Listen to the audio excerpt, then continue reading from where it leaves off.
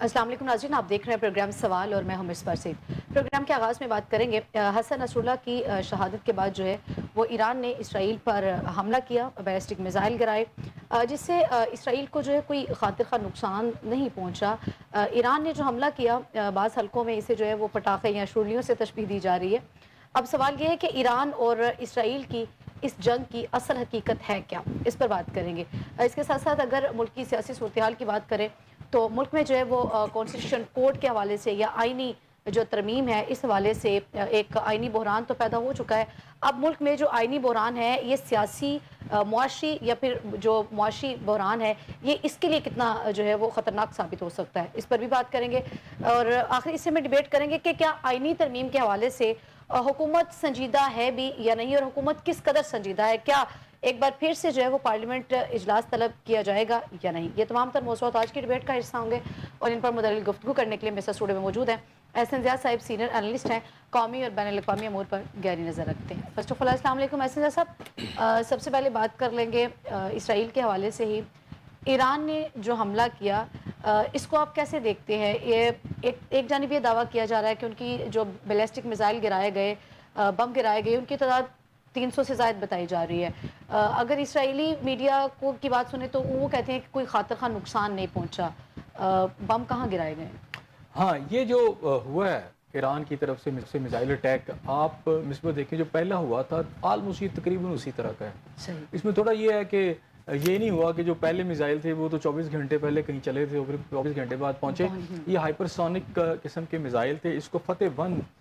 Missile جو اس وقت کہا جاتا ہے کہ جو یہاں یوز کیے گئے ہیں، اور یہ آواز کی رفتار سے بھی زیادہ تیز ہیں، تو ان کی سپیڈ تیز تھی جو کلیم کیا جا رہا ہے، اور یہ میزائل گرائے گئے ہیں۔ پہلے یہ کہا گیا تھا کہ 180 میزائل ایران کی طرف سے بیلسٹک میزائل اور پلس دیگر میزائل ڈال کے یہ وہاں پر چلائے گئے، لیکن پھر وہ تعداد 200 ہوئی، اور اب جیسا کہ اب تعداد بڑھ کے 300 تک بتائی جا رہی ہے۔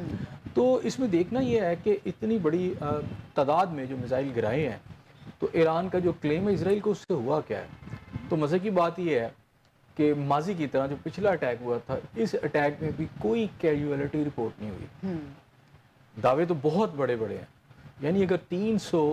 بیلسٹک میزائل چلائے جائیں اور ایک آدھا سپاہی یا ایک آدھا شہری اسرائیل کا جو ہے وہ زخمی ہو، تو ڈیفینیٹلی اس پورے جو اٹیک ہے اس کے اوپر بہت بڑا کوشچن مارک ہے۔ ایک طرف تو کلیم کیا جا رہا ہے کہ مسلم امہ کا کوئی شاید ایک بہت بڑا پہلوان ہے جس نے اسرائیل کو جواب دے دیا ہے، اور اس پہ خود خوشی کے شادیانے بجائے جا رہے ہیں، اور نہ جانے سوشل میڈیا کے اوپر جو کچھ آپ یہ سمجھے کہ وی لاگس بھی ہوئے ہیں، کچھ ویڈیوز بھی شیئر ہوئی ہیں جس میں لوگ خوشی کا مظاہرہ کر رہے ہیں فلسطین کے اندر۔ اب یہ پتہ نہیں ہے کہ یہ کیسے جو ہیں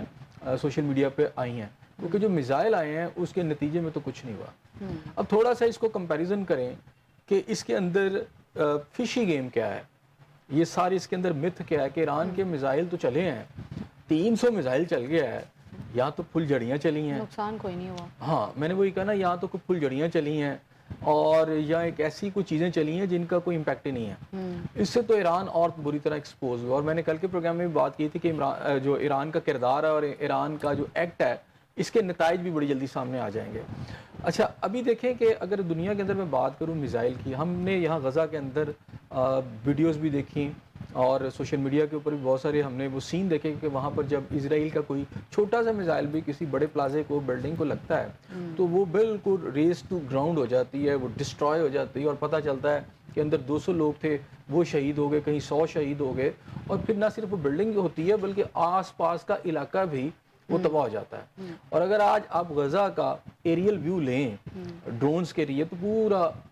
غزہ جو ہے اس وقت زمین بوس ہو چکا ہے۔ اس کی بڑی مضبوط عمارتیں، کنکریٹ کی عمارتیں جو ہیں، بالکل ایسے لگتا ہے کہ ایک ربل ہے، وہ آپ دیکھیں آپ کو نظر آ رہا ہوگا گرا ہوا، ایسے چھوٹے چھوٹے ٹکڑوں میں اتنا سالڈ جو ہے پورا پلازا یا اس کا جو میٹیریل ہے وہ آپ کو گرا ہوا نظر آتا ہے۔ تو اس کا مطلب یہ ہے کہ ایک چھوٹا سا میزائل بھی اسرائیل کا چلتا ہے تو وہ تو پورا غزہ برباد کر دیتا ہے، ویسٹ بینک برباد کر دیتا ہے۔ ان کا میزائل چلتا ہے تو ہمیں پتہ چلتا ہے کہ جناب لبنان کے اندر اتنی شہادتیں ہو گئی ہیں، شام کے اندر اتنی شہادتیں ہو گئی ہیں۔ یہ ایرانین میزائل کیسے میزائل ہیں؟ یہ کوئی شرلیاں ہیں؟ کیا ہیں یہ؟ پٹاخے ہیں؟ کیا ہیں یہ کہ 300 میزائل بیلسٹک چلے اور ایک بندے کو بھی کچھ نہ ہو؟ آج میں اسرائیلی پیپرز بھی دیکھ رہا تھا، اس کو بھی سرچ کر رہا تھا. ان کے مطابق تو اسرائیلی میڈیا تو یہ دعویٰ کرتا ہے کہ کسی قسم کا کوئی نقصان وہ کہہ رہے تھے کہ صرف 2 بندے ہمارے زخمی ہوئے، اور ایران نے بھی کوئی ایسا کلیم نہیں کیا کہ وہاں بڑی تعداد میں ہلاکتیں ہوئی ہیں. فوجی ٹارگٹس انہوں نے کہا کہ ہم نے اس پہ فوجی ٹارگٹس کو کیا ہے، نشانے پہ لیا ہے. ایسا صورتحال ہے کہ اسرائیل جو ہے وہ اس چیز کو بتانا نہیں چاہ رہا یا شو نہیں کر رہا، یا جو نقصان ہوا ہے اس کو؟ دیکھیں بہت ساری ویڈیوز آ جاتی ہیں. جب اگر آپ کو دیکھیں اب یہاں کون بتا رہا ہے، شام کے اندر کون بتا رہا ہے، لبنان کے اندر کون بتا رہا ہے، وہاں لوگ جو موجود ہوتے ہیں وہ پرائیویٹ بھی ویڈیوز بنا لیتے ہیں اور وہ ویڈیوز آ ہی جاتی ہیں باہر، ٹھیک ہے نا. تو ہم نے کچھ ویڈیوز دیکھی ہیں جس میں وہ میزائل گرتے دکھائے گئے ہیں سوشل میڈیا پہ. وہ کتنی ان کی حقیقت ہے، مجھے تو یہ لگتا ہے کہ ساری کی ساری چیزیں انڈرسٹینڈنگ سے ہوئی ہیں.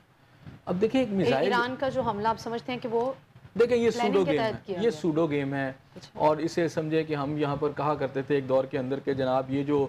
کشتی ہے اسے نورا کشتی کہتے ہیں. اب ایک طرف جی یہاں یہ دعوے کیا جا رہا ہے 56 میں نے دیکھا 57 ملکوں میں ایک ایران بھائی ہے، باقی ساری بہنیں ہیں، یعنی مسلم ممالک کی یعنی 56 بہنوں کا ایک بھائی. اس طرح کی باتیں بڑی کی گئی ہیں. لیکن مجھے یہ بتائیں کہ وہاں ایک طرف اس طرح کے میزائل اور اس سے بھی ہلکے میزائل چلنے کے بعد پورا غزہ برباد ہوا اور 50,000 لوگ لگ بھگ اب تک شہید ہو چکے ہیں، بچے بوڑھے، ان کے معمولی میزائل چلے ہیں. ہمارے تو یہاں بیلسٹک میزائل ایران یہ بتا رہا ہے کہ جناب ہم نے چلا دی، اور ان کی تعداد بھی اتنی زیادہ ہے کہ شاید میرا خیال ہے اسرائیل نے سارے پیریڈ کے دوران اتنے نہیں چلائے جتنا ایران 2 اپنے اٹیکس میں یہ میزائل چلا چکا ہے. اب ایران کو اگر دیکھیں کہ اس کے پاس جو میزائل ہیں، تھوڑا سا ہم اس کی ڈسٹرکشن کا لیول دیکھ لیتے ہیں کہ ایک میزائل کتنا ڈسٹروائے کر سکتا ہے. بیلسٹک میزائل کی میں اس وقت بات کر رہا ہوں. اچھا اس میں دیکھیں 2 طرح کے، اس میں ایک تو کنونشنل وار ہیڈز ہوتے ہیں، میزائل ہوتے ہیں، اور ایک آپ کے اٹامک ہوتے ہیں. تو یہ تو خیر کنونشنل ہے، اور اس میں مختلف قسم کا پے لوڈ ہوتا ہے کہ دھماکہ خیز مواد اس میں کتنا جا رہا ہے. اور پھر اس کے اندر ہائی الٹیٹیوڈ کے بھی ہوتے ہیں اور لو الٹیٹیوڈ کے بھی ہوتے ہیں. اب جو ہائی الٹیٹیوڈ کے جو ہوتے ہیں اسے RBM کہتے ہیں، ٹھیک ہے. یہ اگر یہ ایک جو میزائل ہے عام طور پر 1454 kg HE اس کو کہتے ہیں، جو پے لوڈ کا ایک وزن ہوتا ہے. تو پے لوڈ یعنی جو دھماکہ خیز مواد اس کے ساتھ ہوتا ہے عام طور پر اتنا ہوتا ہے. اور جب یہ جا کے گرتا ہے تو اس کا جو صرف ریڈیس ہوتا ہے، یعنی وہ ایریا جہاں پر اس جا کے یہ ڈسٹروائے کرتا ہے اس ایریا کو، تو یہ تقریباً 1.99 کلومیٹر یعنی 2 میل کا علاقہ جو ہے یہ ایک میزائل تباہ کر کے رکھ دیتا ہے. اور اگر یہ شہری علاقے میں ہو تو اس سے صرف ایک میزائل سے ہلاکتوں کی جو تعداد ہے وہ کم از کم 13 تقریباً یہ لاکھوں میں چلی جاتی ہے. ایک میزائل کی ڈسٹرکشن کی بات کی میں کر رہا ہوں. اچھا ایک دوسرا جو ٹیکنالوجی ہے اس کی ICBM اس کو کہتے ہیں، اس کے اندر 3600 kg کا HE کا پے لوڈ ہوتا ہے، اور یہ 1.47 کلومیٹر جو ہے نا یہ تباہی مچا سکتا ہے. اور اگر یہ شہری علاقے میں ہو تو اس کی تباہی کتنی بڑی ہے. تو اب 300 بیلسٹک میزائل چلائے جائیں تو اسرائیل کا تو میں کہتا ہوں حلیہ بگڑ جاتا ہے. اس کے تو شاید ان اڈوں پر ایک فوجی نہیں بچنا چاہیے. اب ان کا کلیم یہ ہے کہ نہ ہمارے جہازوں کو نقصان پہنچا ہے، کچھ عمارتوں کو چھوٹا موٹا ڈیمیج ہوا ہے. اچھا اس میں ایک اور بات جو سمجھنے والی ہے مصباح، کہ وہاں پر ایک بڑی خاص شخصیات کو اٹیک کیا گیا، جس کے اندر آپ کے حسن نصر اللہ صاحب ہیں، پورا ان کا ایک ہیڈ ہیں حزب اللہ کے، اور پھر ہانیہ صاحب، اسماعیل ہانیہ صاحب جو ہیں. اور اس سے پہلے اگر میں بات کروں تو سلیمان صاحب جو تھے ان کے وہ جنرل تھے. تو یہ بالکل اسی کی طرح کی سٹوری ہے کہ جب جنرل صاحب کے اوپر اٹیک ہوا، ان کی شہادت ہوئی، تو ایران نے جو امریکی اڈوں پر میزائل چلائے جو عراق میں موجود تھے، تو اس میں کہانی یہ ہے کہ وہ سارے فوجی وہاں سے اس سے پہلے وہاں سے چلے گئے، جو کہ یہ کہا جاتا ہے کہ انڈرسٹینڈنگ سے ہوا سارا امریکہ کی. اور ان کو کہا گیا کہ ہم نے چونکہ دنیا کو بھی دکھانا کہ ہم نے بدلہ لیا ہے، تو فوجی وہاں سے غائب ہو گئے. اور وہ بیلسٹک میزائل یا وہ جو میزائل ہیں اگر کہیں گر جائیں تو اس سے تباہی بہت زیادہ آ جاتی ہے. لیکن وہ میزائل جو تھے اپنے ان کے جو، حالانکہ وہ پن پوائنٹ اپنی جو لوکیشن ہوتی ہے اس پہ جا کے اسٹرائک کرتے ہیں، لیکن وہ میزائل جو تھے اچھا وہ ادھر ادھر لگ گئے سارے جا کے، اور کوئی نقصان بھی نہیں ہوا. اور ایران نے وہاں پہ وہ بھنگڑے ڈالے. تو یہ ایک تسلسل ہے ایران کی طرف سے، اور یہ بتایا جا رہا ہے کہ وہ مسلم امہ کی کوئی جنگ لڑ رہا ہے. تو یہاں سے تو یہ پتہ چلتا ہے کہ اگر مسلم امہ کی کوئی جنگ لڑ رہا ہے تو 300 میزائلوں کے بعد بھی ادھر تعداد صرف فلسطین کے اندر 50,000 کراس کر چکی ہے، اور وہاں کوئی بھی بندہ نہیں، کوئی فوجی ہمیں نہیں ملتا کہ کوئی فوجی کی شہادت ہو جائے. تو یہ بڑا مت ہے. یہ دوسرا بلکہ تیسرا میں اس کو اٹیک کہوں گا. پہلے امریکنز کے خلاف کیا گیا، تو آپ کو پتہ ہے اس کے پہلے پریزیڈنٹ کی جو بیان آیا کہ جی ہم نے امریکہ نے کہا کہ جی ہم جنگ بندی کروا دیں گے اس لیے ہم نے اٹیک نہیں کیا، تو یعنی ایک کلیم تو انہوں نے یہ کیا کہ اس ٹائم کہ جی وہ ان کے ساتھ رابطے میں ہے، امریکہ کے ساتھ بھی رابطے میں ہے اور اسرائیل کے سپورٹرز کے ساتھ بھی رابطے میں ہے۔ اس ٹائم ایسا صاحب اگر اسماعیل ہنیہ صاحب کی شہادت کا بدلہ نہیں لیا گیا تھا اس ٹائم تو یہی کہہ دیا گیا تھا نا کہ چونکہ جنگ بندی کی یقین دہانی کرائی گئی تھی اس لیے نہیں کیا گیا۔ حسن نصر اللہ کی شہادت کے لیے ایران زیادہ ایکٹیو ہے، یہ کہنا دیکھیں میں یہ کہہ رہا ہوں کہ اگر یہ شخصیات جو تھی بڑی شخصیات ادھر سے ٹارگٹ ہوئی ہیں تو ادھر سے بھی کوئی شخصیات تو ہوتی نا، تو آپ اس کو کہہ سکتے ہیں جی بیلنس کر لیا آپ نے، ہماری دو بڑی شخصیات کو یعنی شہید کیا تو ہم نے بھی اس کا بیلنس وہاں پہ کر لیا۔ اچھا ایک تو آپ کا ٹارگٹ آپ نے فوجی اڈے بتایا، اور فوجی اڈے بھی اتنے کھلے علاقوں میں ہیں کہ وہ کہتے ہیں کہ جناب کھلوں میں جا کے وہ میزائل کھلے میں گرے ہیں میزائل، اور کوئی ٹارگٹ بھی ایسا نہیں ہمیں نظر آیا کہ اس کا کوئی بدلہ۔ ہاں یہ ہے کہ ایک پوری دنیا میں پتہ چل گیا جی ایران نے اسرائیل پہ اٹیک کر دیا، لیکن ایک ایسا فرینڈلی اٹیک تھا جس میں کسی کی کوئی موت نہیں ہوئی۔ چلو ایران کا وہ جو فیس سیونگ ہے دنیا کے اندر وہ اس کو فیس سیونگ مل گئی کہ جی ایران نے، اور پھر یہ کہا گیا کہ جناب اب جو ہے ہم مزید اگر ہم پہ اٹیک ہوا تو ہم اس سے بھی زیادہ سخت اٹیک کریں گے۔ اس طرح کی یہ بیانات اور سٹیٹمنٹ جب وہی ہیں جو اس سے پہلے ہوئے تھے۔ آپ نے کبھی پاکستان کے اندر پولیس کو دیکھا ہے کہ جب وہ انکاؤنٹر کرتی ہے تو ایک ہی سٹوری ہوتی ہے، ابھی دیکھیں ایک ہی طرح کی سٹوری ہوتی ہے، وہ یہ کہتے ہیں کہ یہ ملزم کے ساتھی آئے انہوں نے ملزم پہ فائرنگ کر دی، اور اچھا فائرنگ کا تبادلہ اور اسے ملزم خود ہی مر گیا۔ ایک وہ سٹوری ریپیٹ ہوتی چلی جاتی ہے۔ ایران کی طرف سے بھی جو سٹوریز آ رہی ہیں وہ اسی طرح کی ایک ریپیٹیشن ہے، حالانکہ ایران کی طرف سے یہ کہا گیا تھا کہ ہم ٹارگٹس اور پلس ٹائم جو ہے خود فیصلہ کریں گے۔ اچھا ٹارگٹس بھی کوئی ایسے نہیں ہے کہ آپ کہیں آپ کا تو اتنا زیادہ کیجولیٹیز ہو چکے، آپ کے بڑے لیڈرز کی ڈیتھس ہو چکی ہیں اس میں، اور آپ نے کیا کیا ہے ایسے میزائل چلائے ہیں، میں نے پھر کہا کہ وہ شاید پھل جھڑیوں سے بھی زیادہ ہلکے تھے، یا پھر وہ وہاں ٹارگٹ تک نہیں پہنچ سکے۔ اسرائیل نے کہا جی ہم نے امریکنز کی مدد سے یہ گرائے ہیں، لیکن امریکنز کی طرف سے جو بیان ہے اس میں چند میزائل کا انہوں نے کلیم کیا ہے، لیکن یہ تو تعداد بہت زیادہ نا، اس کا مطلب وہ ٹارگٹ پہ جا کے لگنے چاہیے تھے۔ اچھا ایک تو ٹارگٹ پہ اگر لگے ہیں تو بھی کہاں ہیں؟ میں نے آج اسرائیلی اخبارات میں جو تصاویر دیکھی ہیں اس کے اندر ایک آدھی بلڈنگ تھی جہاں پر ایک کریٹر پڑا ہوا تھا، کچھ ڈیمیج تھا، جبکہ آپ یہاں پر دیکھیں جو اسرائیل کے اس کاروائی کے بعد یا اس حملے کے بعد جو ہے آپ سمجھتے ہیں کہ اسرائیل کے اوپر یا پھر ایران کے اس کے اوپر امریکہ کے اوپر ایران کی جانب سے ایک پریشر تو بلڈ ہوا کہ بر وقت کاروائی کی یا جوابی ریٹیلیشن؟ دیکھیں ان کو کیا فرق اس سے پڑا، ٹھیک ہے نا، اور میں نے یہ کہا کہ یہ مجھے فرینڈلی فائر لگتا ہے، اب اس کا نقصان کیا ہوگا؟ ایک تاثر گیا کہ اگر حملہ کیا گیا تو کچھ بھی یہ تو پہلے بھی ایران نے کیا نا، یہ کو اب تو نیا تو نہیں کیا، پہلے بھی اس طرح کا ہم نے سنا تھا، یہ ایک فیس سیونگ اس کو مل گئی ہے ضرور، ہاں یہ ضرور ہوا تھوڑا سا کوئی فیسنگ۔ لیکن آپ مجھے یہ بتائیں کسی بھی دنیا کے ڈیفنس اور فوجی ایکسپرٹ سے پوچھ لیں کہ 300 بیلسٹک میزائل اسرائیل کو بہت بڑا نہیں ہے وہ آ کے فوجی اڈوں پر لگے ہوں تو کچھ بھی نہ ہوا ہو، ایک معمولی سا ڈیمیج ہو، کیونکہ ان کا تو ہدف دی ایک پروپیگنڈا مہم بھی ہوتی ہے، یہ ہم مانتے ہیں ایک پروپیگنڈا مہم بھی ہوتی ہے کہ جہاں جس کا اٹیک ہوتا ہے وہ تعداد زیادہ بتاتا ہے کہ جناب کیجولیٹی زیادہ ہو گئی ہیں، اور دوسرا کہتا ہے کہ جی کم ہوئی ہیں۔ یہاں تو 300 بیلسٹک میزائل کے بعد کیجولیٹیز نہ ہونے کی بات ہو رہی ہے نا، ایک تو ہے کہ جناب آپ 1000 ہوئی ہے تو ایک ملک کہتا ہے نہیں 1000 نہیں ہوئی 100 ہوئی ہیں تاکہ اس کے لوگوں کا مورال نہ گرے، ایک ہے کہ ہوئی نہیں، ٹھیک ہے۔ ایران کے پاس بھی ایسی کوئی چیز نہیں کہ وہ پروو کر کے بتا سکے کہ جناب، ان کے پاس تو یہ بھی پروف نہیں ہے کہ جب ہنیہ صاحب جو ہے اسماعیل ہنیہ صاحب کی جب شہادت ہوئی تو وہ ان کی بھی ویڈیوز یا فوٹیجز، حالانکہ کیمرے ہر جگہ لگے ہوتے ہیں، پلازوں میں لگے ہوتے ہیں، سیکیورٹی پہ لگے ہوتے ہیں، کوئی چیز سامنے نہیں آ سکی۔ ان کے پریزیڈنٹ کا طیارہ گرا اس کی کوئی سمجھ نہیں آئی، سلمان صاحب کا جو ان کے جو جرنیل تھے ان کی جب ان کی ہوئی موت ہوئی اٹیک میں ان کا معاملہ بھی حل نہیں ہو سکا، تو بڑی ایک فشی سی گیم ہے۔ اور اگر آپ اس سے ذرا زیادہ بغور دیکھیں تو اب اس کا نقصان مسلم امہ کو اور مڈل ایسٹ کو کیا ہوگا؟ مڈل ایسٹ کو آج اسرائیل کے ایک پرائم منسٹر نے یہ ایک بات کی ہے، سابقہ پرائم منسٹر نے، اس نے کہا کہ ہمیں بڑی گولڈن اپرچونٹی مل گئی ہے۔ اچھا ہاں اپرچونٹی وہ ملی ہے کہ اب ہم اس کی بیس پہ جو ریٹیلیشن کر سکتے ہیں پورے مڈل ایسٹ کا نقشہ بدل کے رکھ سکتے ہیں۔ اب یہ خبریں بھی آ رہی کہ اسرائیل اٹیک کرے گا، اب اسرائیل کس انداز میں اٹیک کرے گا اور اس کا مڈل ایسٹ کو کیا نقصان پہنچے گا؟ آلریڈی وہ شام میں بھی کر رہا ہے، اسرائیل اٹیک کرے گا تو اس کے پیچھے وجوہات یہ ہوں گی چونکہ ایران نے ریٹیلیشن کی ہے، وہ اسی کی بیس بنائے گا نا۔ اب اس کا تو نقصان ہوا کوئی نہیں، لیکن اس بیس کے اوپر آنے والے دنوں میں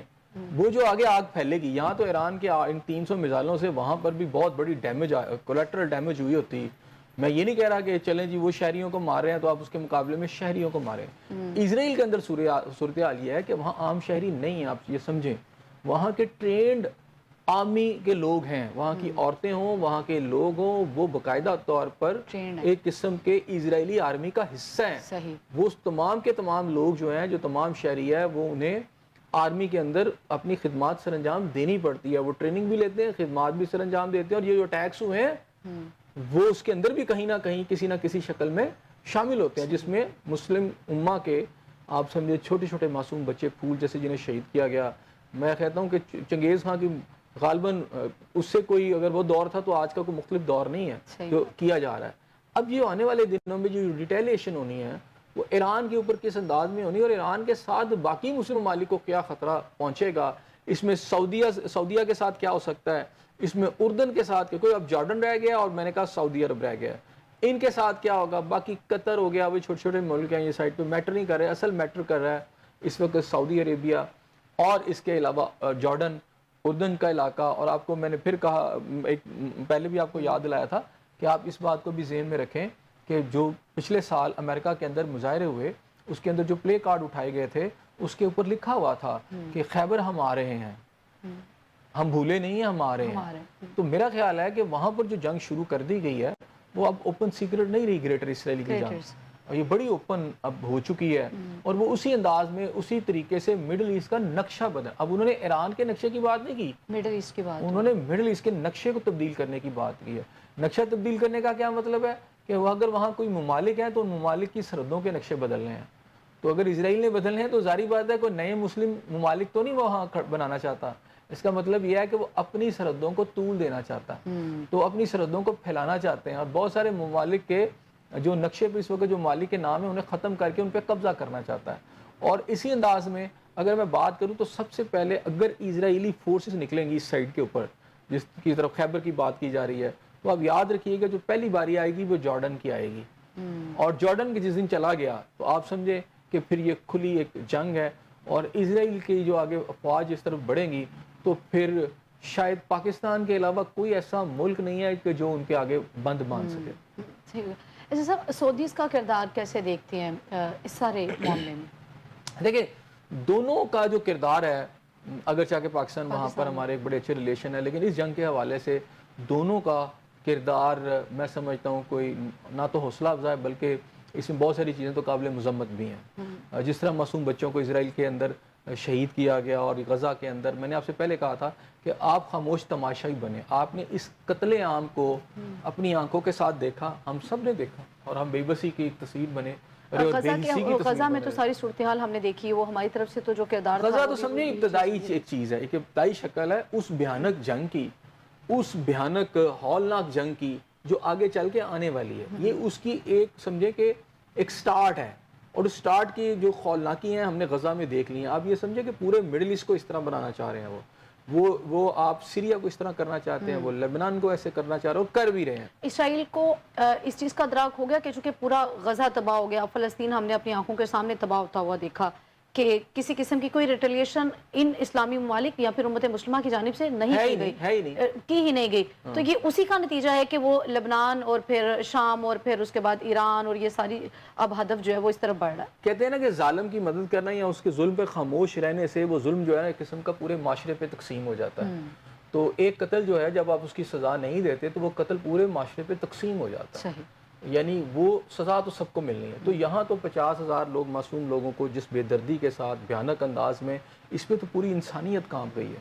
ابھی صورتحال یہ ہے کہ UN کے سیکرٹری جنرل کے اوپر اسرائیل یہ الزام لگا رہا, اس نے پابندی لگا دی اپنے ملک میں, اگر چاہے وہ جائیں نہ جائیں, کہ جی یہ دہشت گردوں کا ساتھ دے رہے ہیں. وہ تمام لوگ جو انسانی دل رکھتے ہیں, جو یہ دیکھ رہے ہیں کہ انسانیت کے ساتھ کیا ہو رہا ہے, وہ کہتے ہیں کہ جو آواز بھی اٹھاتے ہیں تو وہ ان کو دہشت گردی کا ساتھی کراتے ہیں. یعنی اتنی بھیانک انداز میں, اور جیسے برہنہ انداز میں وہ دندناتا پھر رہا ہے. ظلموں جو ایک ستم کا اور جبر کا ایک پورا ایک بازار اس نے گرم کر رکھا ہے, اور زیادہ تر وہ لوگ ہیں جو اپنے ڈیفنس نہیں کر سکتے, اور معصوم بچے ہیں, عورتیں ہیں, ان کو ٹارگٹ کیا جا رہا ہے. کیونکہ اس طرح کے بزدل جو ظالم ہوتے ہیں وہ یہی کچھ کرتے ہیں, اور جب انہیں آگے سے مار پڑتی ہے تو پھر ان کی حالت دیکھنے والی ہوتی ہے. بدقسمتی سے آپ یہ دیکھ لیں کہ اگر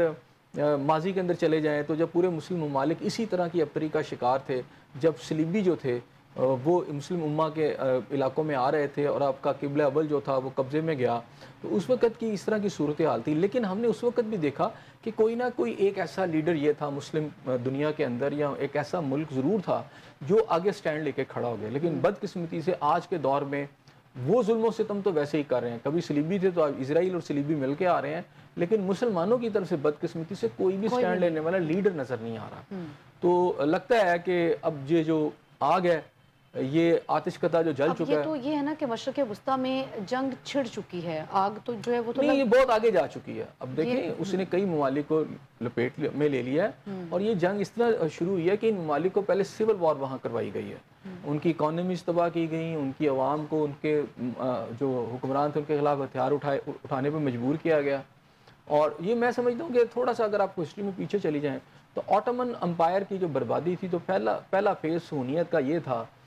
جس میں تھیوڈور ہرزل نے جو بنائی تھی، ان کا پہلا جو تھا ان کا جو آپ سمجھے پلان تھا وہ یہ تھا کہ مسلم امہ یعنی آٹومن امپائر کو ٹکڑے ٹکڑے کیا جائے، جو انہوں نے کر لیا فرسٹ ورلڈ وار کے بعد، جس میں آپ دیکھیں سعودی عرب بنا، کویت بنا، اور یہ چھوٹے چھوٹے سب کو جھنڈے پکڑا دیے گئے. اور دوسرا ان کا اس کے بعد یہ تھا کہ یہاں سول وارز کروا کے اگلی سٹیج کے اندر، اب ہم اس اگلی سٹیج میں آ گئے ہیں کہ ان کی سول وار کروا کے، ان کی ڈسٹرکشن کرا کے، ان کی ڈیفنس کیپیسٹی کو ختم کر کے پھر ان کے اندر انویڈ کر کے ان کو قبضہ کیا جائے. تو اب ہم اس پروسیجر میں آ گئے ہیں. جیسے وہ لبنان کے اندر وہ انہوں نے اپنی فوجیں اسرائیل نے گھسا دی ہیں. اب حماس کا دعویٰ ہے کہ ہم نے روک لیا ہے، لیکن جو صورتحال ہمیں نظر آ رہی ہے کیونکہ ان کی جو ایئر کیپیسٹی ہے وہ بڑی مہلک ہے، فٹل ہے، اور ہماری جو ایئر کی ڈیفنس کا جو سسٹم ہے وہ کسی بھی ملک کے پاس ان کے پاس نہیں ہے. وہ بمبارمنٹ کرتے ہیں فضا میں آ کر، تو کوئی روکنے والا نہیں ہے، اور ان کے میزائل آ کے ٹارگٹ پہ لگتا ہے. اگر ہماری طرف سے میزائل کسی ایک ملک کی طرف سے چلائے بھی گئے ہیں تو کل کی صورتحال دیکھ لیں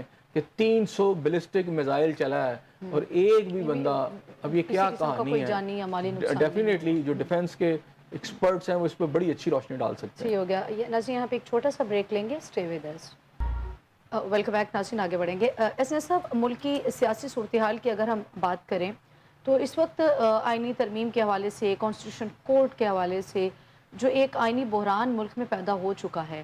اس سے سیاسی بحران تو پہلے بھی ہے، معاشی بحران بھی ہے.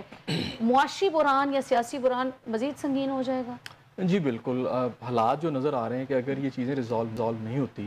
تو چیزیں، ایک تو سیاسی بحران بھی پیدا ہو سکتا ہے اور اس کے ساتھ ساتھ آپ کا معاشی بحران بھی اس کے نتیجے میں پیدا ہوگا. اچھا، اگر اس صورتحال کو دیکھا جائے جو آئینی بحران ہمارا پیدا ہوا ہے، تو یہ ایک طرف آپ کو ریاست کے ستون جو ہیں جن کو ہم کہتے ہیں وہ ایک دوسرے کے خلاف نظر آتے ہیں.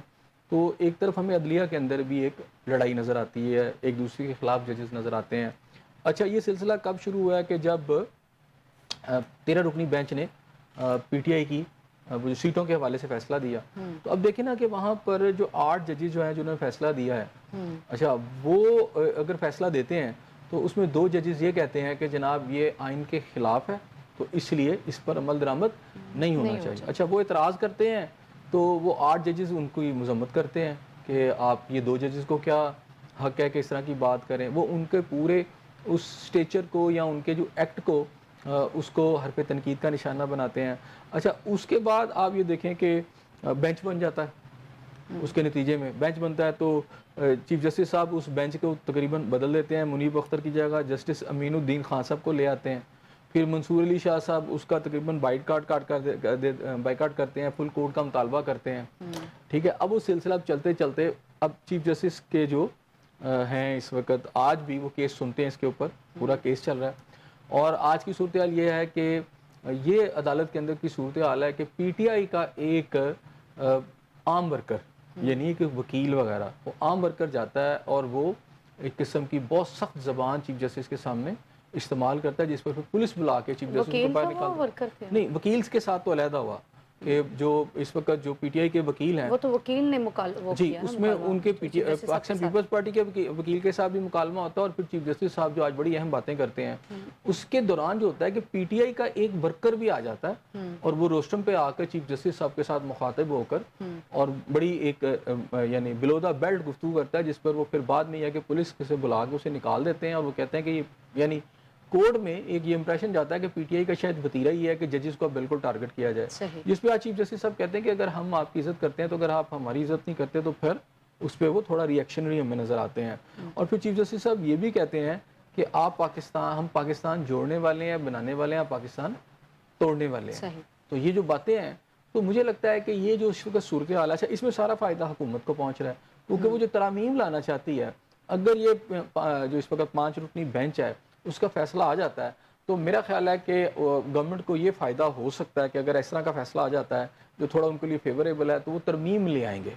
اور ترمیم لانے کی صورت میں ظاہری بات ہے پارلیمنٹ کے اندر جو سچویشن ہے وہ ان کے حق میں چلی جائے گی. تو اس آئینی بحران کے اندر جو اس وقت پولیٹیکل بحران پیدا ہوا ہے، اگر آپ تھوڑے دن کے اندر اس کو ٹھیک نہیں کرتے تو چیزیں جو ہیں وہ ہمیں بگاڑ کی طرف نظر آ رہی ہیں. ایسے صاحب سپریم کورٹ اور اس وقت الیکشن کمیشن آمنے سامنے ہیں، ادارے آپس میں ٹکرا رہے ہیں، تو اس سے حکومت مستفید ہو رہی ہے، حکومت کو فائدہ ہو رہا ہے کہ اگر ادارے آپس میں ایک تناؤ کا شکار ہیں، ایک بڑی افراتفری کی سچویشن ہے، تو اس سے حکومت کو اچھا خاصا فائدہ ہو رہا ہے یا بینیفیشری اس کی حکومت ہے؟ اچھا مصباح، اس میں دیکھو سارا ایشو پاپ اپ ہوا ہے یا یہ بالکل سامنے آیا اس وقت کہ جب یہ سپریم کورٹ کا 15 رکنی بینچ نے جو فیصلہ دیا پی ٹی آئی کی سیٹوں کے حوالے سے، اس کے بعد سے سارا سین شروع ہوا ہے. اب تھوڑا سا آگے آ جاتا ہوں جو آپ نے بات کی ہے. اب یہ کہ اس وقت میاں نواز شریف صاحب کے بارے میں یہ خبر تھی جو کہ جناب بانی مسلم نواز کے جناب وہ ملک سے باہر جا رہے ہیں، لیکن اب جو اطلاعات ہیں کہ انہوں نے ملک سے جانا جو اس وقت ملتوی کر دیا کیونکہ آئینی ترمیم کی بات کی جا رہی ہے اور یہ ایکسپیکٹڈ کیا جا رہا ہے کہ یہ فیصلہ بھی جلدی آ جائے گا اور اگلے 1 یا 2 ہفتوں کے اندر پارلیمنٹ کا اجلاس جو ہے دوبارہ بلا لیا جائے گا. تو اگر پارلیمنٹ کا اجلاس جو ہے دوبارہ بلا لیا جاتا ہے تو یہ کلیئر کٹ اندیا ہے کہ گورنمنٹ جو ہے اپنی وہ ترامیم جو ہے پاس کروائے گی. اچھا اسی دوران آپ کو پتہ ہے کہ ڈی چوک کے لیے بانی پی ٹی آئی بھی اعلان کر چکے ہیں کہ احتجاج کیا جائے، وہاں پہنچا جائے. تو اگر گراؤنڈ پر وہ کامیاب ہو جاتے ہیں، اگر پاکستان تحریک انصاف واقعی ڈی چوک پہنچ جاتی ہے، جو کہ مجھے ابھی تو نہیں لگ رہا کہ اتنا آسان ہے ان لوگوں کے لیے. ایسی صورتحال کیوں ہے کہ جلسے جلوس کی تو اجازت نہیں تھی، لیکن اگر احتجاج وہ کرنا چاہ رہے ہیں تو وہ میاں والی ہو یا فیصل آباد ہو، وہ سارے صورتحال دیکھی کہ وہ کنٹینرز لگا کے وہ ساری جگہوں کو سیل کر دیا جاتا ہے. تو یہ تو پولیٹیکل ایکٹ ہے، تو اس میں ڈی چوک جو ہے نا آپ کے ہائیلی ہائیلی سیکیور زون میں ہے، وہاں پر ایمبیسیز ہیں، آپ کے فارنرز ہیں، اور وہاں پر اگر اس طرح موب جائیں گے تو ڈیفینیٹلی وہاں لا اینڈ آرڈر کی سچویشن پیدا ہوگی. فیصل آباد میں بھی آج دیکھیں وہ کنٹینرز لگے ہوئے تھے چونکہ احتجاج کی کال دے رکھی تھی. ڈیفینیٹلی احتجاج کی کال ہے گورنمنٹ دیکھیں. میں یہ پوچھنا چاہتی ہوں کہ چونکہ یہ تو پولیٹیکل ایکٹیویٹی ہوگی نا کسی بھی سیاسی جماعت کی، تو پھر اگر جلسے جلوس نہیں کرنے دینا تو پھر احتجاج کرنے دیکھیں جلسوں پہ انہوں نے پابندی نہیں لگائی. آپ گورنمنٹ این او سی جاری نہیں ہوتا نا، وہ این او سی دیکھیں آپ کورٹ میں بھی جا سکتے ہیں، جیسے لاہور کے جلسے کی اجازت مل گئی تھی اور اسلام آباد کے جلسے کی اجازت جو ہے خود پی ٹی آئی بھی وہاں سے وڈرا کر گئی تھی. اس کو چاہیے تھا کہ اپلائی کرتی، تو اگر نہ ملتا تو پھر ہم یہ بات بھی کر سکتے تھے، لیکن انہوں نے خود اس کو اپلائی بھی نہیں کیا اور خود انہوں نے اپنی اسٹریٹجی بدل کے جلسے ختم کر کے، جلسے یا جلوس یہ دونوں آپ کی احتجاجی تحریک کی ہی ایک حصہ ہوتا ہے، یہ دونوں لازم و ملزوم ہوتے ہیں قسم کے اور پارٹ اینڈ پارسل ہیں. تو کبھی آپ جلسے کر لیتے ہیں، کبھی آپ احتجاج کر لیتے ہیں، کبھی دونوں ہو رہے ہوتے ہیں. تو ہوتی ہے احتجاجی تحریک کا حصہ ہے، لیکن اب انہوں نے اس میں سے اگر جلسے نکال لی ہیں تو احتجاجی تحریک کی بات کر رہے ہیں، تو اس کے ساتھ ساتھ آپ کو یہ دیکھنا ہوگا کہ جو پارٹی احتجاج کی بات کر رہی ہے اس کی طرف سے کیا وربل اٹیکس آ رہے ہیں یا وہ کیا اپنا انٹینشن شو کر رہی ہے. اب انٹینشن شو کرنے سے جو دوسری پارٹی ہے جسے اب گورنمنٹ کہتی ہے وہ اپنے اقدامات اٹھاتی ہے. ایک آپ کہتے ہیں جی ہم پرامن جا رہے ہیں، دوسری طرف آپ کو جب یہ میسج ملتے ہیں کہ جی ہم ایک بجائے 10 گولیاں ماریں گے، اس کا مطلب یہ ہے کہ جب آپ 10 گولیاں ماریں گے تو آپ بھی مسلح ہوں گے نا. اگر ادھر سے پولیس سے گولی چلائے گی، ریاست ایک طرف سے گولی چلے گی، تو اس کے جواب میں 10 گولیاں کا مطلب یہ ہے کہ آپ کے ساتھ جو لوگ آئیں گے وہ انہوں نے گولیاں تو نہیں پکڑی ہوں گی، انہوں نے اسلحہ پکڑا ہوگا. تو آپ کو یہ کہا جا رہا ہے کہ ٹھیک ہے اگر آپ پر پولیس سے ایک گولی چلائے، آپ 10 گولیاں چلا دیں. تو یہ مطلب یہ تو پورا وائلنس، یہ تو ایک قدر کی طرف جا رہی ہے نا آپ کی پارٹی. تو اب یہ بھی نہیں ہے کہ اس کو اجازت دے دی جائے، کیونکہ وہ جو بیانات دے رہی ہے اس وقت اور جو وہ اسٹریٹجی شو کرنے جا رہی ہے وہ سمپل بتا رہی ہے کہ جناب وہاں پر 10 گولیاں بھی چل سکتی ہیں. یعنی احتجاج کی اجازت بھی نہیں ہونی چاہیے. یہ دیکھیں جب آپ بتا رہے ہیں کہ ہمیں اگر روکا گیا تو ہم 10 گولیاں ماریں گے، تو جب 10 گولیاں ماریں گے تو ہائیلی سیکیورڈ ایریا اس ملک کا جہاں پہ کہ ایمبیسڈرز ہیں، آپ کی ایمبیسیز ہیں، آپ کے ہائی آفیشر یعنی ہائیلی امپورٹنٹ ایریاز اس کو اب میں کہہ سکتا ہوں ویری امپورٹنٹ، جیسے آپ کی پرائم منسٹر ہاؤس ہے، آپ کی سپریم کورٹ کی عمارت ہے اور آپ کی دیگر ساری عمارتیں ہیں. تو وہاں کیا موبز آ جائیں جن کے بارے میں ان کے لیڈرز ان کو کہہ رہے ہیں کہ ایک گولی چلے تو 10 گولیاں چلائیں. مسلح لوگوں کو آنے دیا جائے، ڈیفینیٹلی گورنمنٹ پھر اس کو روکے گی۔ کے پی کے اور پنجاب جو ہے وہ صوبے آپس میں آمنے سامنے ہیں، سیاسی لڑائی ہے تو سیاسی طریقے سے لڑی جائے۔ کے پی کے سے ایک آواز آتی ہے تو پنجاب سے بھی ایک آواز آتی ہے، آپ اٹک پل کراس نہیں کریں گے تو پھر کے پی کے سے بھی اسی طرح کی آوازیں آتی ہیں۔ یہ پوچھنا چاہ رہی ہوں کہ اگر سیاسی لڑائی ہے تو اس کو پارلیمنٹ میں لڑا جائے جی بالکل، یا اس کو ایک طریقے سے حل کیا جائے؟ دیکھیں یہ ایک پارلیمنٹ، تناؤ کی صورتحال پیدا کر کے حکومت کیا کرنا چاہ رہی ہے اور اپوزیشن ایکچولی کرنا کیا چاہ رہی ہے؟ دیکھیں اپوزیشن نے تو چوائس کیا ہے، پارلیمنٹ کی تو چوائس نہیں انہوں نے کی۔ وہ اس وقت چوائس جو اس وقت فار دا ٹائم بینگ بات کر رہا ہوں، جو آپ کی اپوزیشن ہے وہ جا رہی ہے احتجاج کے اوپر، اور احتجاج کا جو موڈ ہے یا جو اس کی باڈی لینگویج اس پورے احتجاج کے وہ ہے کہ گولی چلے تو 10 آپ بھی مار دیں۔ اس کا مطلب ہے کہ جو ادھر سے گولی چلائے گا تو وہ تو ظاہری بات ہے جو ادھر سے چلائے گا وہ تو ہوگا اسٹیٹ کا لا انفورسمنٹ ایجنسی کا کوئی بندہ جو حالات کو دیکھ کے کہ دیکھے گا جی اگر وائلنس ہو رہا ہے تو ایک گولی چلائے گا، اس کے جواب میں یہ بتایا جا رہا ہے 10 گولیاں چلا دے، تو اس کا مطلب اسٹیٹ کا کو تو بندہ نہیں ہوگا، وہ تو پھر اس ایک موب ہوگا جو پھر مسلح ہوگا اور وہ کچھ بھی کر سکتا ہے۔ اب مزے کی بات یہ یہاں پہ یہ ہے کہ یہ کے پی کے سے کیوں آئیں گے سارے؟ میں آج بھی کہہ رہا ہوں P T I is claimant of a largest political جماعت جو ہے، میں بات کروں دا لارجسٹ پولیٹیکل جماعت ہے، تو اب اگر وہ ہے تو اس کی پنجاب کے اندر بھی ہے اسی طرح، اسے کے پی کے کو لانے کی کیا ضرورت ہے؟ کے پی کی سے کہیں زیادہ میں بات کرتا ہوں پٹھان کی بات کروں جو کہ آج پی ٹی جس کارڈ کو یوز کر رہی ہے تو اس کارڈ کو جو یوز کر رہی ہے اس سے زیادہ تعداد تو پنجاب میں ہے، صحیح، اور اس سے زیادہ پی ٹی آئی کا ان کا کلیم ہے پنجاب پورے میں ہے، پنڈی میں بھی ہے، اسلام آباد میں ہی ہے۔ اگر تو وہاں کے ہی لوگ نکل آئیں تو ضرورت ہی نہیں ہے کسی لشکر کو لانے کی، یا پنجاب سے ہی نکل آئیں۔ اچھا ایک ہوتا ہے پرامن احتجاج، پرامن احتجاج پورے پاکستان میں آپ کر سکتے ہیں، کسی نے روکا تو نہیں، چلیں آپ وہاں پہ بھی کریں، لیکن میں پھر آپ سے کہہ رہا ہوں 9 مئی کے واقعات، پھر آپ خود کہہ رہے ہیں کہ جناب، اور پھر وہ جو بندہ جو لیڈ کر رہا ہے وہ ہم لاہور میں دیکھتے ہیں وہ ہمیں بسوں کے شیشے توڑتے نظر آتا ہے، ٹھیک ہے نا، اس نے گن پکڑی ہوئی ہے یا کوئی بھی چیز پکڑ کے وہ شیشے توڑتا ہوا اور عجیب ہذیانی انداز میں وہ چیختا چلاتا نظر آتا ہے۔ تو جب وہ لیڈر جو یہ سب کچھ کر رہا ہے تو اس کو فالو کرنے والے، کیونکہ احتجاج جمہوریت کے اندر پرامن ہوتا ہے نا، تو پرامن تو نہیں ہوگا، تو جب پرامن نہیں ہوگی، احتجاج کا حق حاصل ہوتا ہے جمہوریت میں، تو ایسا سب یہ جمہوریت کا حسن نہیں ہوتا کہ اگر حق ہوتا ہے، اپوزیشن چاہ رہی ہے تو اس کے وہ جی احتجاج بالکل احتجاج کا حق ہوتا ہے، میں تو اس کو نہیں کہہ رہا، لیکن اس میں پرامن اور وائلنس کا حق نہیں ہوتا۔ ایک احتجاج کا حق ہوتا ہے، وائلنس کا حق نہیں ہوتا، ٹھیک ہے۔ جب آپ لشکر کشی کی باتیں کرتے ہیں تو پھر اس کا مطلب پرامن تو آپ احتجاج نہیں کر رہے، آپ تو لشکر کشی کی بات کر رہے ہیں نا۔ اور جب احتجاج ہوتے ہیں تو ڈیفینیٹلی ہر ملک کی انتظامیہ، ہر government, even P T I کے دور کے اندر پھر انتظامیہ ایک کچھ اقدامات اٹھاتی ہے تاکہ وائلنس نہ ہو، اگر ہو تو ایک سرٹن لیمٹس میں رہے، اور پھر ہوتا ہی ہے کہ ضروری نہیں ہے کہ ان کے احتجاج کے اندر وہ کوئی یعنی کوئی ایک غلط حرکت کرے یا وائلنس کرے، اس طرح کی چیزوں میں جو آپ کے مسکرینٹس ہوتے ہیں، اینٹی سوشل ایلیمنٹس، وہ بھی گھس جاتے ہیں، دوسری قوتیں بھی وہ وائلنس کروا دیتے ہیں۔ تو اس لیے انتظامیہ نے سب کچھ یہ دیکھنا ہوتا ہے، انہوں نے اقدامات اٹھانے ہوتے ہیں کہ اب یہ تو نہیں کہ وہ اقدامات ہی نہ اٹھائیں، اب وہ انہوں نے اقدامات بھی اٹھانے ہیں۔ لیکن میں پھر وہی بات کہہ رہا ہوں کہ آپ کے پاس پورا ملک پڑا ہوا ہے، اب پورے ملک میں احتجاج کی کال دیں، لیکن جب آپ ڈی چوک کی بات کر دیتے ہیں، اور وہاں پر ڈی چوک آپ کو پتہ ہے کہ ایون کورٹس کی طرف سے پابندی لگا دی گئی ہے، جو صورتحال ہے کہ وہاں آپ نہیں احتجاج کر سکتے، لیکن آپ نے کہا جی ہم نے وہاں کرنا ہے، تو ٹھیک ہے پرامن طریقے سے اگر آپ کو وہ روکیں گے تو آپ گولی چلا دیں گے، آپ تو یہی کہہ رہے ہیں۔ یہ تو ڈی چوک کی بات ہو رہی ہے نا کہ وہاں پہ تو معاملات خراب ہو سکتے ہیں، باقی دوسرے تیسرے شہروں کی بھی صورتحال یہی ہے کہ اگر وہ احتجاج بھی کرنا چاہ رہے ہیں، اب پی ٹی آئی کی جانب سے تو یہ شکوہ آج بھی یہی کیا جا رہا ہے کہ فیصل آباد کو بھی سیل کیا گیا، میاں والی کی بھی صورتحال دیکھیں، وہاں پہ بھی کنٹینرز لگا دیے گئے ہیں۔ آپ مجھے اس وقت یہ بتائیں کہ سمپلی اگر احتجاج آپ کر رہے ہیں فیصل آباد یا میاں والی کو تھوڑی دیر کے لیے چھوڑ بھی دیں، وہاں کے اگر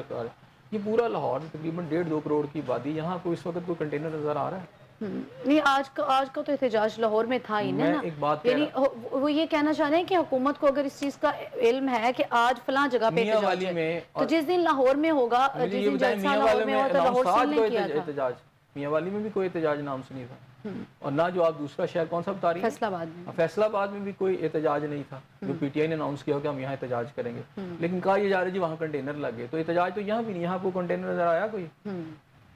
جب جلسہ تھا پی ٹی آئی کا تب تو کنٹینرز چلے وہ لگے ہوئے کنٹینر اس نظر آتے تھے، جگہ پر تھے نا جہاں جلسہ ہو رہا تھا، ٹھیک ہے، وہ اراؤنڈ اس کے تھا۔ میں یہ کہہ رہا ہوں کہ پورا لاہور تو نارمل ہے، اگر میاں والی فیصل آباد کے اندر کنٹینر کی کچھ بات کی جا رہی ہے تو وہاں ڈیفینیٹلی کچھ ایسا تو ہوا ہے جس کی وجہ سے انتظامیہ کری، کیونکہ وہاں بھی کوئی احتجاج کی کال تو پی ٹی آئی کی بھی نہیں تھی۔ تو وہاں ایسا کیا ہوا جو اگر میں تھوڑی دیر کے لیے آپ کی بات بھی مان لوں کہ کنٹینر لگے ہوں تو ڈیفینیٹلی وہاں کچھ ایسا ہے. تو اب یہ جو کنٹینر لگانا جو ہے یہ ایک سمجھیں کہ ایک آپشن ہے حکومت کے لیے, اور یہ پچھلے 4 سال میں جب پی ٹی آئی کی گورنمنٹ تھی کنٹینر لگا کرتے تھے, اسی طرح کنٹینر لگتے تھے. میں تحریک لبیک کی جب ریلیاں چل رہی تھیں تو جگہ جگہ کنٹینر پی لگے ٹی ایم ہوئے کی تھے. حکومت تھی اور اس کے بعد جب نگران سیٹ اپ آیا تو اس دوران جو ہے وہ پی ٹی آئی کو نہیں ہلنے دیا گیا, اسی طرح دیوار کے ساتھ لگایا گیا جیسے کسی دور میں پی ٹی آئی کے دور میں اگر پی ایم ایل این کو لگایا گیا تھا. تب بھی تو صورتحال کچھ مختلف نہیں تھی کہ ان کو اس چیز کی اجازت نہیں تھی کہ آپ دھرنے کریں, احتجاج دیں. اب بھی حکومت یہی کرنا چاہ رہی ہے کہ ایک کھڈے لائن لگا دیا جائے تاکہ دیکھیں اس میں نے طرح کی پھر آپ سے کہا کہ آپ کے ایکٹ آپ کو ڈیسائیڈ کرتے ہیں, آپ کسی بھی سسٹم کے اندر ہیں, آپ کے ایکٹ سے ڈیسائیڈ کرتے ہیں کہ آپ کے ساتھ کیا سلوک ہوگا. صحیح, ٹھیک ہے, آپ کے ایکٹس ہیں. اب یہاں پہ نبینہ نے بھی کیا ہے, آپ کو وہاں پہ بھی آپ کو تھوڑا سا لاٹھی چارج ہمیں نظر آیا. اچھا اب میں تھوڑی سی مثال دیتا ہوں پریس کلب کی. اب کنٹینر کیا چیز ہے؟ اب پریس کلب کے اندر جب اب روڈ پہ بڑا آ جاتا ہے جلوس تو دونوں طرف بیریئر لگا دیتے ہیں. اب وہ بیریئر لگا دیں یا کنٹینر کھڑے کر دیں, صحیح, بیسیکلی پولیس یہ چاہتی ہے کہ اس وقت جو بھی جلسہ جلوس ہو رہا ہے, احتجاج ہو رہا ہے, ایک تو اس کو سکیور کرنا, دوسرا کوئی وائلنس یا لا اینڈ آرڈر کی سچویشن نہ پیدا ہو. آپ کے جو بیریئرز ہوتے تھے وہ آج کے جدید دور میں آپ کی جو بھی انتظامیہ ہوتی ہے, وہ پی ٹی آئی کا دور ہو, یہ والا دور, اس میں انہیں سب سے آسان کنٹینرز لگتے ہیں. اور کنٹینر بڑے آسان سے, میں نے یہ دیکھا کنٹینر لگ بھی جائیں تو جو موب آتا ہے وہ کنٹینر اٹھا کے سائڈ پہ کر دیتا ہے. لوگ ہاتھوں سے اٹھا کے اس کو سائڈ پہ پورا ایک موب آتا ہے ہٹا دیتا ہے. پھر آج کل تو وہ کرینے بھی ساتھ لے آتے ہیں اور وہ لے کے بھی آتے ہیں وہاں خیبر پختونخوا سے. ابھی تو اس سے آگے بات چلی گئی ہے. اب تو یہ ہے کہ بڑے ٹرالر کھڑے کر دیے جاتے ہیں اور ان کے اوپر کنٹینر یا ان کے دائیں بائیں کنٹینر رکھ دیے جاتے ہیں, لیکن ایون دین پبلک اس کے نیچے سے گزر کے چلی جاتی ہے کنٹینر ہٹا کے. کنٹینر تو کچھ روڈز کو بلاک کیا جاتا ہے, یہ انتظامیہ کی ایک سمجھے مجبوری ہے یا وہ اپنا انتظامی ایک ایکٹ کرتی ہیں. دیکھیں اگر آپ کو وائلنس نہیں ہے,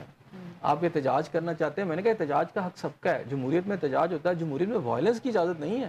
اگر آپ وائلنس کریں اور اسے جمہوریت کا نام دیں اور اسے کہیں جی جمہوری آزادی ہے کہ میں وائلنس کروں اور گولیاں 10 چلا دوں, تو میرا خیال ہے یہ جمہوریت نہیں ہے. بلکہ مجھے یقین ہے کہ یہ جمہوریت نہیں ہے, نہ جمہوریت اس بات کی اجازت دیتی ہے کہ آپ ایک انتظامیہ کی طرف سے آپ کہیں جی مجھے ایک گولی بھی چلائی, اب 10 گولیاں ماریں, تو 10 گولیوں کا اس کا مطلب ہے آپ نے اپنے ورکرز کو کھلی اجازت دے دی ہے کہ اگر وہ چیز کو کسی بھی چیز کو سمجھیں کہ وہ ٹھیک نہیں ہے تو وہ اس کا مسلح جواب دے سکتے ہیں. تو جب مسلح جواب دیں گے تو آپ ظاہر بات ہے ویپن بھی ساتھ لے کے آئیں گے, تو ویپن لے کے جائیں گے تو دوسری طرف جو باڈی یعنی جو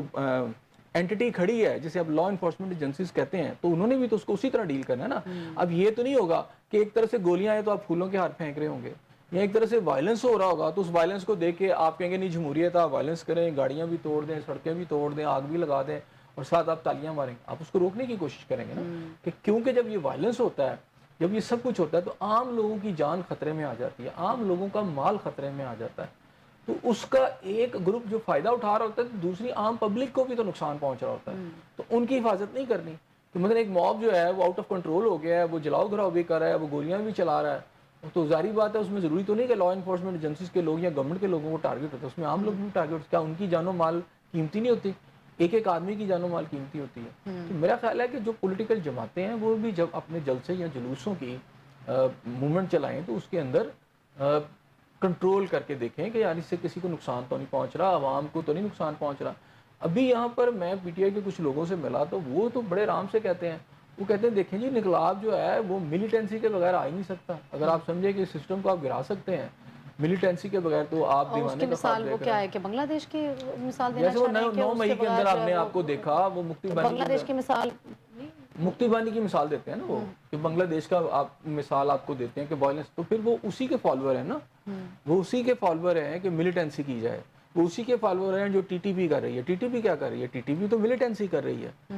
تو وہاں تو پی ٹی آئی کے لوگ خود کہتے ہیں اسلحہ اٹھاؤ اور جنگ لڑو, تو وہ تو ٹی ٹی پی بھی کر رہی ہے. لوگ پارلیمنٹ میں نہیں بیٹھے ہوئے, پارلیمنٹ تو ان کے ہیں, پارلیمنٹ میں جائیں نا, جب آپ احتجاج کی کال دے رہے ہیں پارلیمنٹ میں آپ کے لوگ موجود ہیں, تو وہاں جا کے کریں اس کو, احتجاج کو کریں. وہاں تو آپ کر نہیں رہے, آپ تو پارلیمنٹ کو درخور اتنا ہی نہیں سمجھ رہے, تو اب آپ نے پارلیمنٹ میں تو جا ہی نہیں رہے. آپ کی کیا وہاں پر, میں تھوڑی دیر کے لیے یہ کہہ رہا ہوں کہ چھوڑ دیں, آپ کی پی ٹی آئی کا ابھی نہیں کیس حل ہوا, وہاں سنی اتحاد کونسل تو ہے نا, وہ انہی کے لوگوں نے, اگر آزاد جو آپ کہتے ہیں کہ جناب ان کی بیک سے وہ جیتے تھے اور وہ سنی اتحاد پی ٹی آئی کے لوگ ہیں سارے, تو وہ وہاں موجود ہے نا. آپ سارے سسٹم کو اٹھائیں, اس بات کو اٹھائیں, اس پہ پروٹیسٹ کریں. آپ نے جو لوگ چوائس کر کر ان کو الیکٹ کر کے بھیجا وہ کریں احتجاج پارلیمنٹ کے اندر، بیٹھیں پارلیمنٹ سے باہر، جمہوری احتجاج ہے وہاں ڈیسک بجائیں، وہاں سامنے کھڑے ہو جائیں ڈیسک پہ آ کے۔ اب یہ تو نہیں ہے کہ آپ وہاں پر بھی اگر آپ نے احتجاج کرنا ہے تو جی ہمیں اجازت نہیں تو ہم پارلیمنٹ کے اندر گولیاں چلائیں گے، ایسا تو نہیں نہ ہوگا وہاں پر، وہ بھی تو جمہوری انداز ہے نا۔ اس لیے میں کہہ رہا ہوں کہ جہاں آپ ملیٹنسی کی طرف چلے جاتے ہیں تو وہ جمہوریت کے اندر جمہوریت کا طریقہ کار نہیں ہے ملیٹنسی میں چلے جانا احتجاج کا۔